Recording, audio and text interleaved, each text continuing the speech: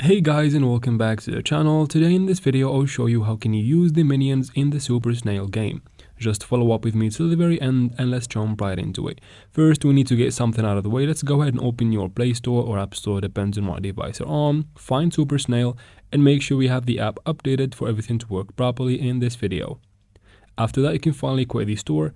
Let's go ahead and open the game and wait for it to fully load up. So what are the minions used for in this game? Minions are used for cores and repairing the rockets. So you can use them for that, that's very important, but that's something you probably know about minions already.